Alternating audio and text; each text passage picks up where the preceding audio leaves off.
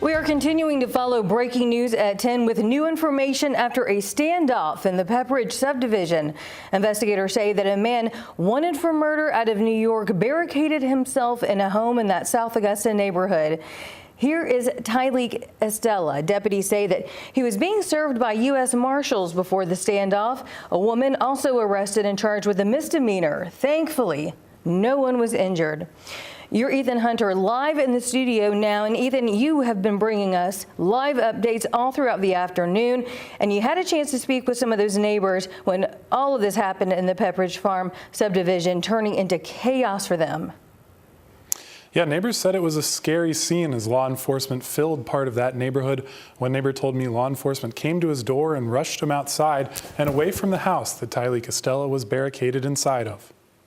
When I was coming in, pulling in, come from the store, my whole yard was full of number of police officers. Couldn't even get them a job. Maurice Campbell was pulling up to his house as it unfolded right across the street. The marshal's office serving a warrant out of New York for murder suspect Tyleek Estella.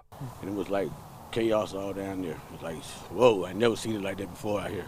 The Richmond County Sheriff's Office said the marshals came to the door and a woman came out, saw them and went back inside, during which they saw Estella. When they wouldn't come out, it became a barricaded suspect situation, activating the SWAT team, K-9, drones, and a negotiator. We had personnel up here making sure nobody was allowed to come down into the scene, including a school bus that did drop off some people. We had snipers on 2 different roofs, and we had the building surrounded to ensure that no matter where they went to exit, we were prepared to deal with it. After about half an hour, Estella and the woman both came outside and were taken into custody without anyone getting hurt. Maurice says he can't believe all this happened in his neighborhood. You know, that's kind of odd out here, you know, because we don't have them problems out here. You know, it's like a good community, you know, good people look out for each other. And Chief Blanchard tells us that Estella is being held at the Charles B. Webster Detention Center on behalf of other law enforcement. He says right now there's no word on when he'll go before a judge for an extradition hearing for that warrant for murder in New York.